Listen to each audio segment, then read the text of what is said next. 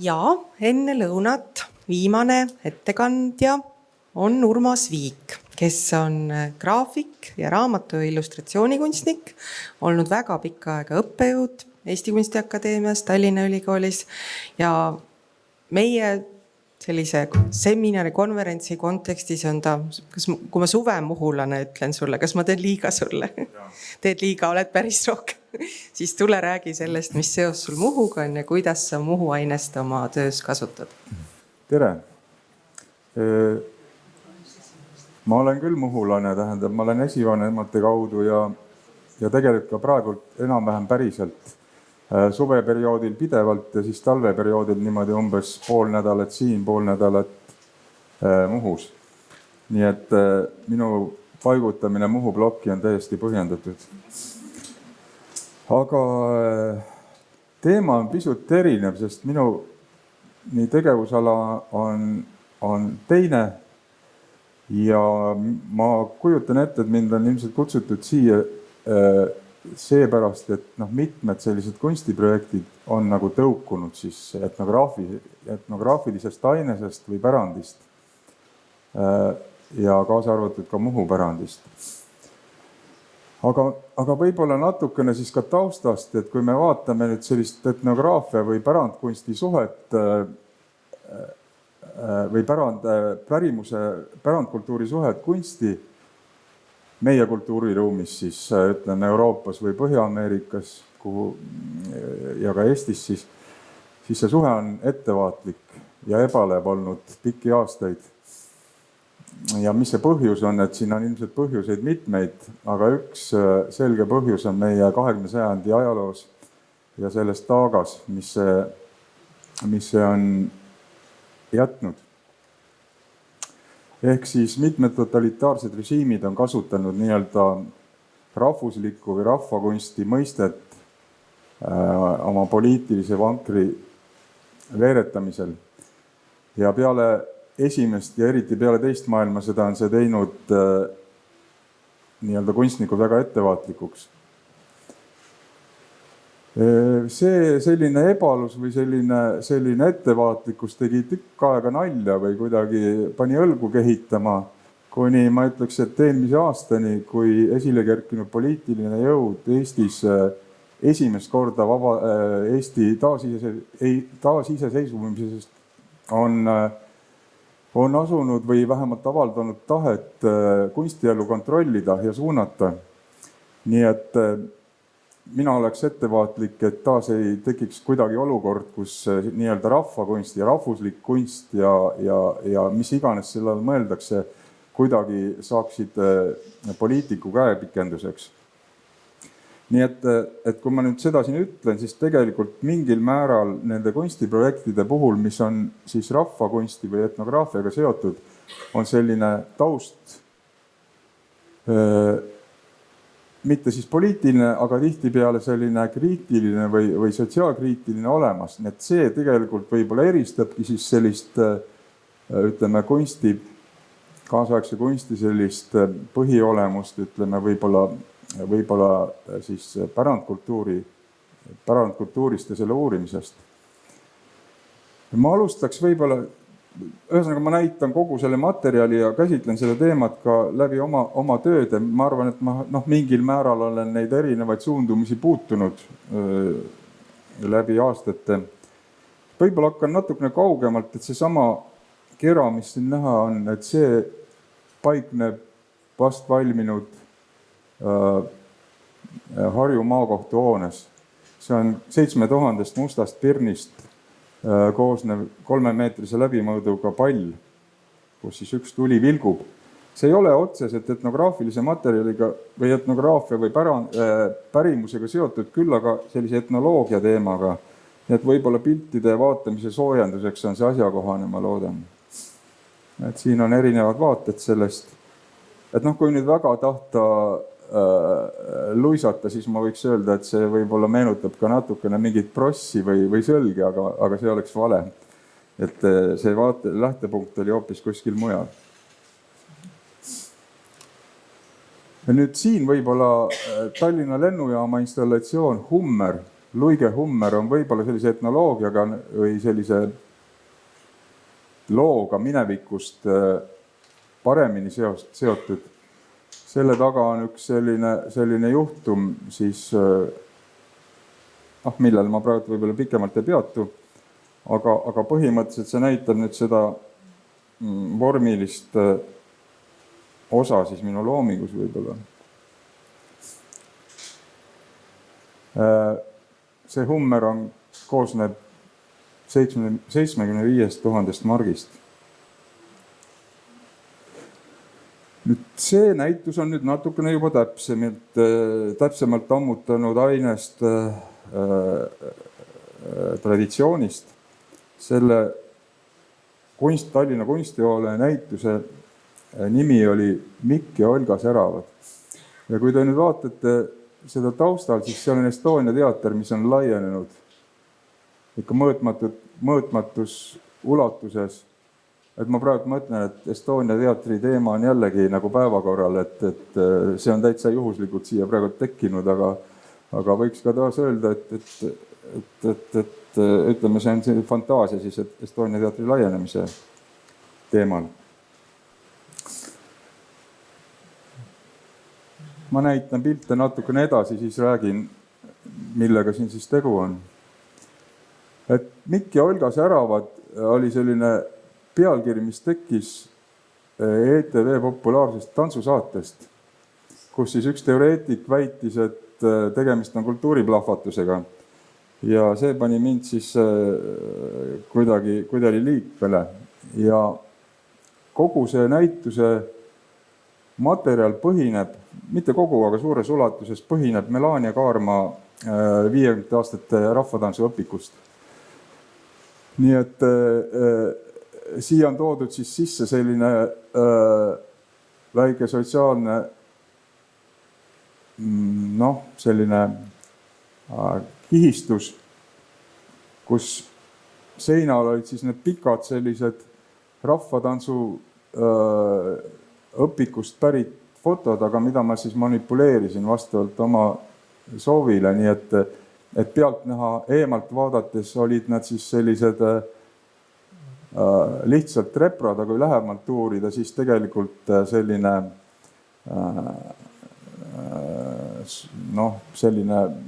seda rida lugedes siis selgus, et kohati on ta nagu vägivaldne. Ja küsimus oli seal pigem nüüd selles, et selles kadeduse ja väikluse teemal. Nii et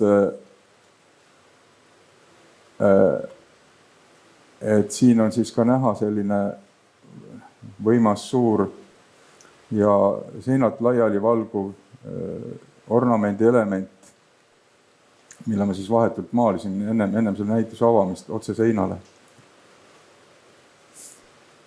Nüüd ma läheks siit natukene edasi.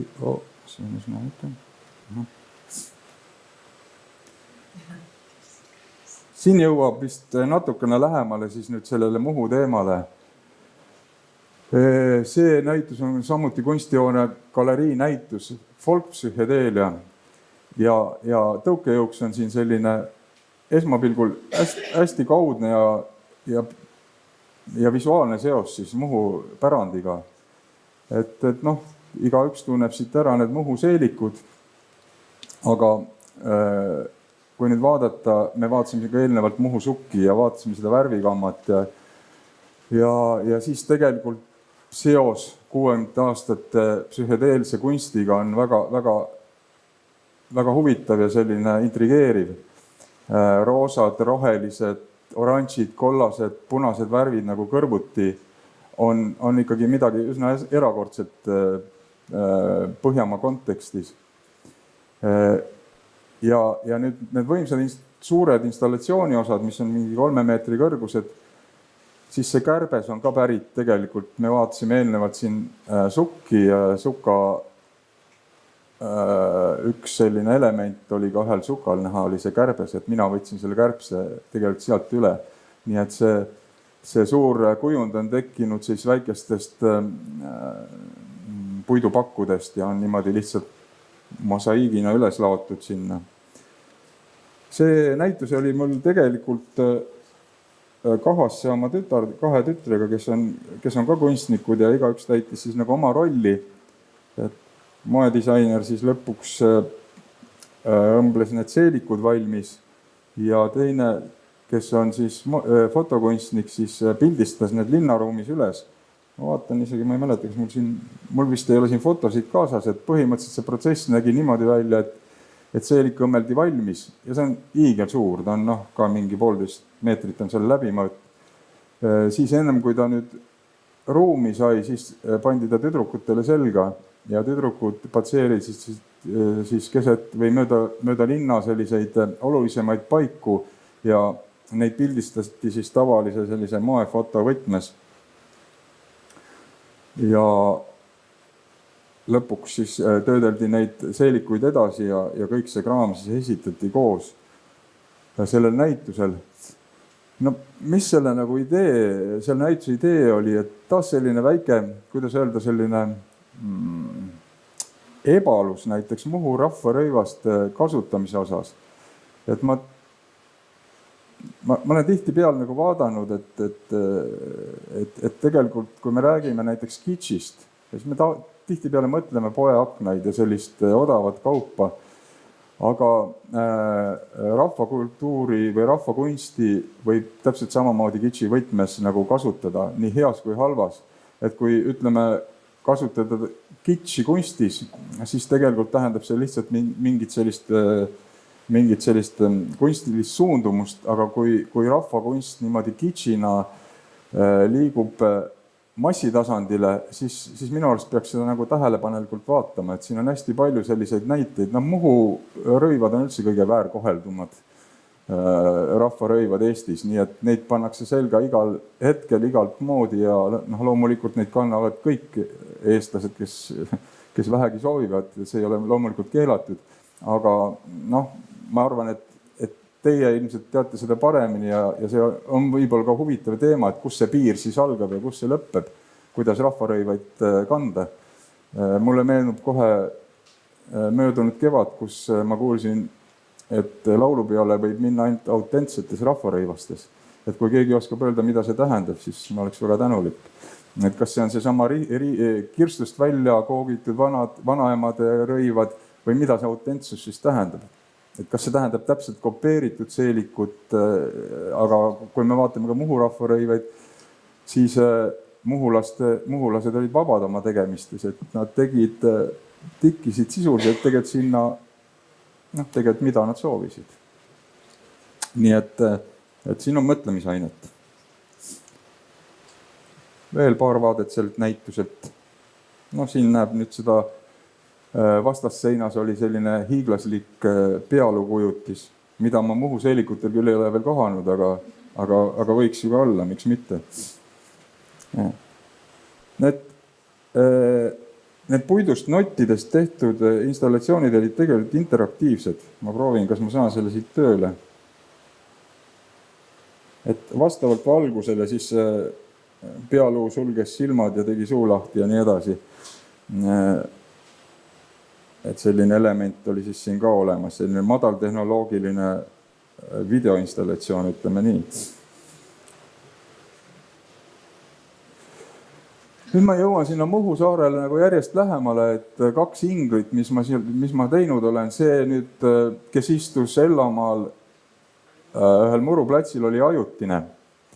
Ja ma paigutasin ta ümber, nii et üks on mul kodu lähedal ja teine on siis Kuivastu Kuressaare maantee ääres. Et see nukk, kes seal tooli peal istub, on ikka üsna selline nunnu suveniirnukk küll ülemõõtmetes, et kui kohe mul endal meenus kohe need, vist oli Salvo, kes tegi 60-tel, 70-tel aastatel siis puidust treitud nukke. Et see on puidust, aga siin on üks konk sees, et ta tegelikult ilmub maastikul välja ootamatult. Nii et ta tekitab vähemalt ma loodan, et ta tekitab ja ta peaks tekitama siis ruumis sellise teatud nihestuse, et kui sõita suve roheluses või siis talve valgel maastikul või sügise haljuses, siis järsku tee äärest ilmub umbes 5 meetri kõrgusel istuv selline Muhu neiu. See on puit ja keraamika, siis peahandal keraamiline. Ja teine on siis mul maja lähedal, on nüüd üks teine, ingel number 2. Et mina sellise graafikuharidusega inimesena olen harjunud süstematiseerima ja võib-olla siis tuleb ka 3 ja 4, aga ei tea, peab põhjust olema ja peab koht olema. Nüüd ma jõuan lõpuks võib-olla sellise ühe seeriani, mis on kõige otsesemalt nüüd Muhuga seotud. See on nüüd 4 aastat tagasi ilmunud raamat Muhu inglid. Ja raamatu idee aluseks on nüüd see, miks ingel just, et ingel on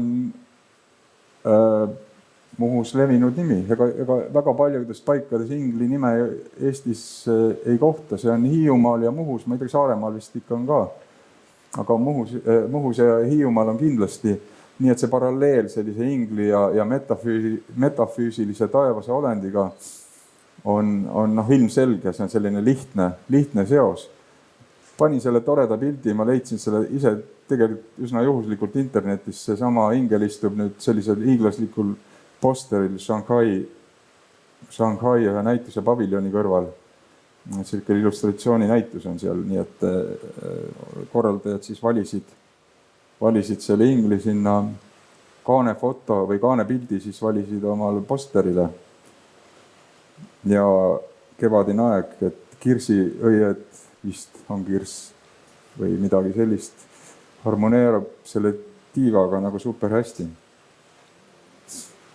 Sama näituse poster. Et natukene võib-olla räägiks sellest raamatust, et siin mul on ainult suured üle 2 lehe pildid ja ma võtsin natukene ebaõnnestunult need, kui näete seda auku, siis see on tegelikult teksti koht seal. Ja lugu on 7 eri vanusest naisterahvast, kellega siis igaühega juhtub mingi lugu. Ja siis seda lugu veel kirjeldab siis lehekülje pöördel olev koomiks, aga need naised on kõik eri vanuses ja nendega juhtub siis erinevaid lugusid. Kui rääkida nüüd selle raamatu tehnilisest küljest, siis tegelikult ei ole siin ühtegi mustrit ma nagu kopeerinud või otse üle võtnud, et see on ikkagi sellise vaatad raamatut Muhu seeliku või rahvarõivastega ja paned raamatu kohe kinni ja siis teed edasi, et umbes niimoodi on see protsess käinud. Et tehnoloogiliselt on puhas kaasaegne pilt, sellepärast, et ma joonistan otse arvutisse selle, et siin paberit üldse ei ole kasutatudki. Ja see selline pildikeel siis rõhub sellele Muhu tikandile, nii et nii riietes kui siis tiibadel on siis tunda neid või näha neid vitreid ja neid tikandeid ja tuntud lilli, mis ei ole päris üksüheselt kuskilt pärit.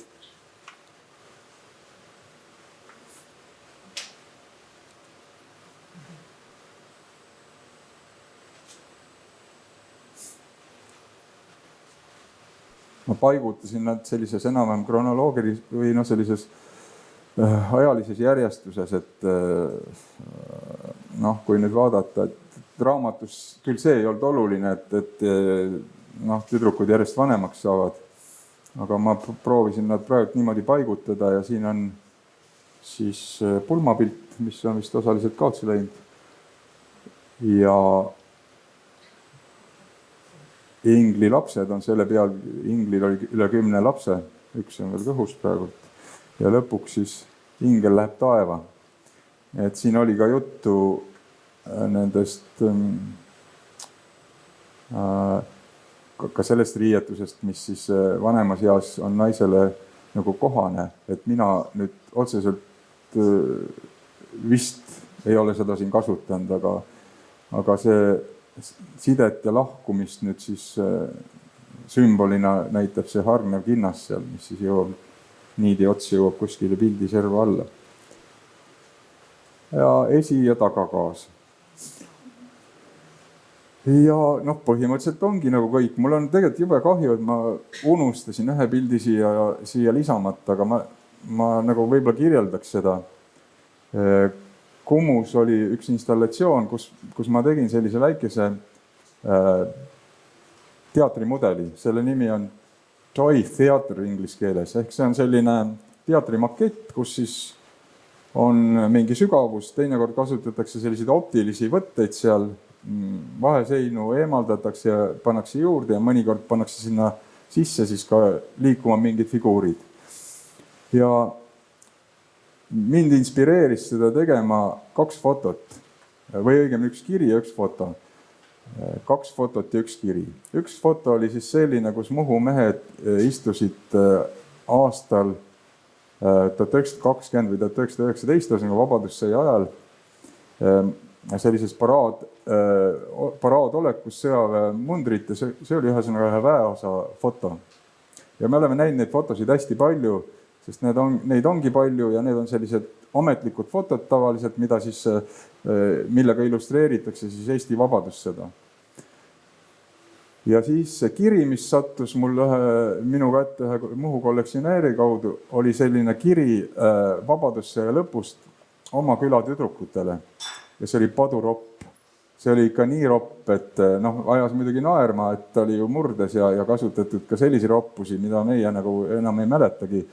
Aga igal juhul nii, et iga rida oli nii, et lapsed peaksid kõrvad kinni hoidma. Ja see oli saadetud rindelt põhimõtteliselt. Nii et minule ütles nagu see, et väljendas nagu, ütleme, see seos sellist nagu elujõulist vitaalsust. Mitte see, et kõik panevad ilusad valged mundrid selga ja naeratavad kaamerasse, aga et rindelt siis vabadussõja viimastel päevadel tuli ka selliseid kirju. See näitab minu arust elujõulisust. Ja siis 3. pilt, mis selle installatsiooni peal oli tõrretantsu pilt.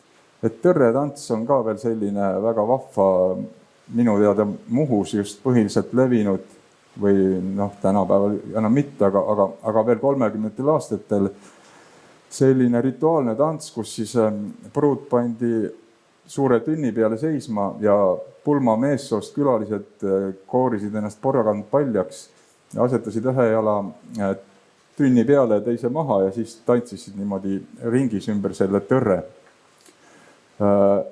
Neid rituaalseid tantse oli muidugi veel, aga see on üks kõige markantsemaid ja siis see pilt oligi siis tõrretantsu pilt, kus mehed siis poseerisid ilma riieteta, pulmakülalised fotograafile täiesti häbenemata. Nii et taas selline erakordne foto, aga selline hästi jõuline ja taas sellist nagu vitaalsust väljendav. Nii et jah, rahvast on vähem, tõrretantsu enam keegi ei tee Muhus, aga kui sa mainisid, et 2000 elanikku, siis tegelikult Muhu on selles mõttes tore kant, et seal elanike arv siiski tõuseb erinevalt peaaegu kõigist teistest Eesti paikadest. Nii et kes veel ei ole käinud, külastage seda saart, palun. Minu poolt kõik. Võib-olla küsimusi.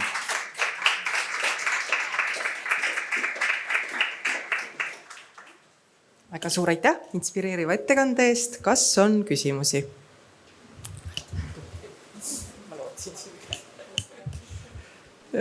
Kunagi ma kuulsin pealt ühte kõnelust, kus meistertikija hurjutas algajat tikijat sõnadega, et see on sul täiesti valesti tikitud.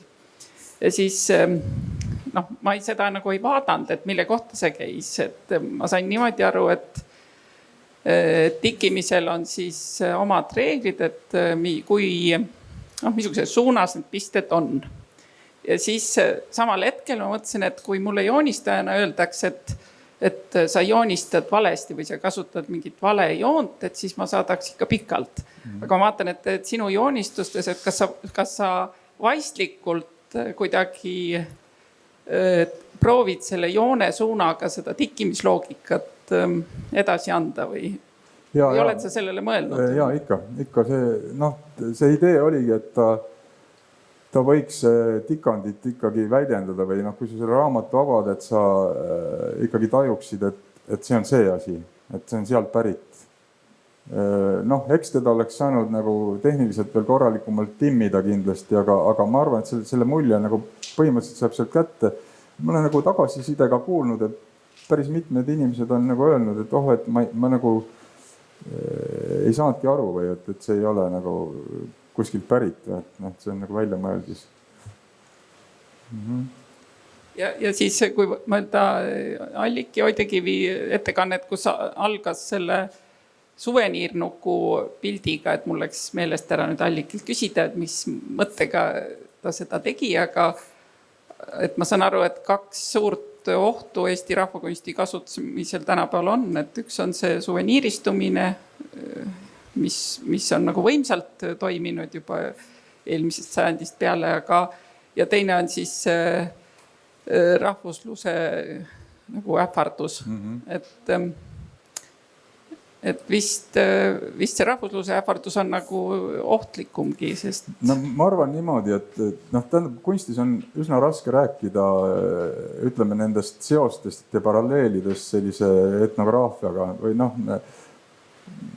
kui me vaatame Viljandi poole, eks ole, et siis me näeme, millised liikumised on nagu muusikas toimunud, eks, et Viljandi folk ja nii edasi, et muusikas on neid seoseid leida ja sünteesida, ma arvan, et lihtsam. Ja samas see Viljandi nagu juhtum, selline traditsioon on nagu hästi õpetlik, et seal praktiliselt hipifestivalist on vormilt hipifestival ja sisult nii-öelda ikkagi selline folgipõhine, et töötab suurepäraselt, eks. Et siin ongi võib-olla see võti, et mitte kapselduda. Memmed Muhus võivad küll öelda, et nii võib tikkida ja teistmoodi võib tikkida ja see on tore iseenesest. Aga ütleme, mingil teisel tasandil sellise mingisuguste põhimõtete betoneerimine on täiesti kurjast. Et hea ja elujõuline selline edasikestmine on ikka puhtalt sünteesi ja muude liikumiste läbi. See on minu isiklik arvamus. Meil küsimusi? Mul tegelikult ka endal just ka tekkis seos, kui sa siin ütlesid, et poliitikaga, et rahvuslus on seotud järjest rohkem poliitikaga või olnud traditsioonil või olnud seotud poliitikaga, et siis mul tegelikult on natukene endal ka samasugune näide selle kohta, et kui meil oli 3 aastat tagasi oli ühe välisprojekti raames olid austerlased külas ja siis me Viljandis nagu näitasime neile maad ja ilmad kokku nagu hästi sellise traditsioone tutvustava programmi panime kokku ja siis kuidagi üks nendest austerlastest lahkudes ütles, et see on kummaline, et kui Austrias on kõik selline rahvuslik seotud nagu peamiselt ainult poliitikaga, et siis teil siin on see seotud kultuuriga.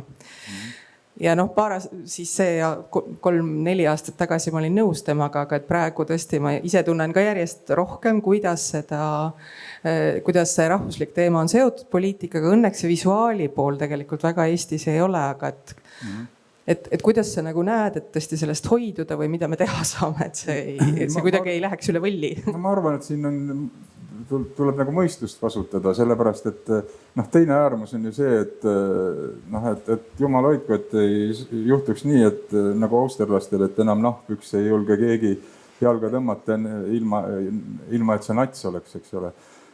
Et kuidagi mõistus ja loovus on, ma arvan, siin aitavad ja tegelikult ka kriitiline vaatepunkt alati.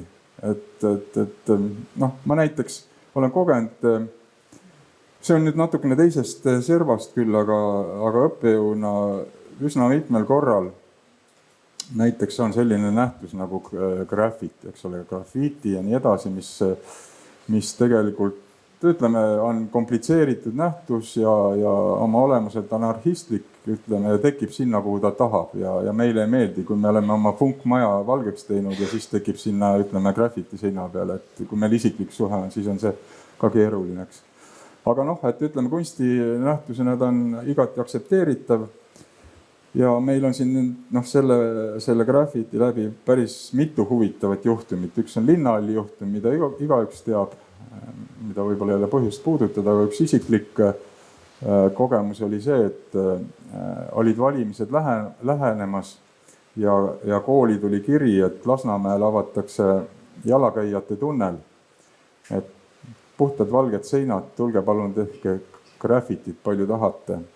no ma nagu sain kohe aru, et peale seda tuleb poliitik suurte kääridega ja lõikab lindi läbi ja näitab ennast kaamerate ees, et siis üliõpilased on nagu julmalt ära kasutatud.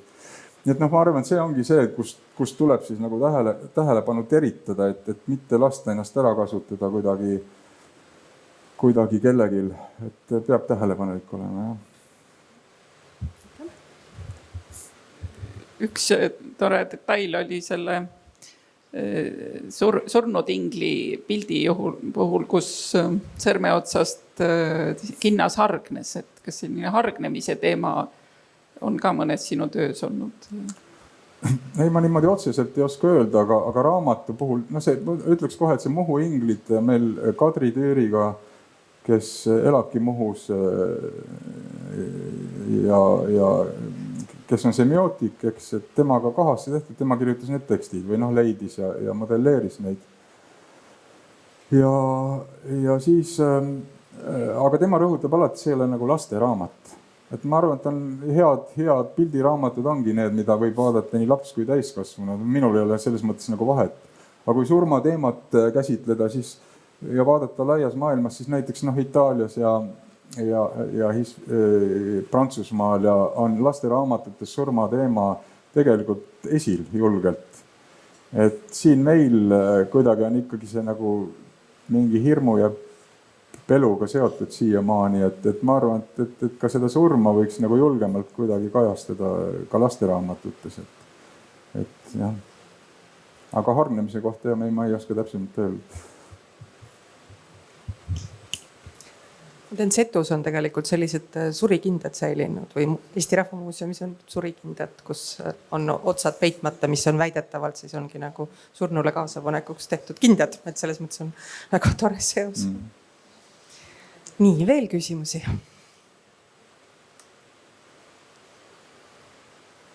Aitäh! Suur tänu!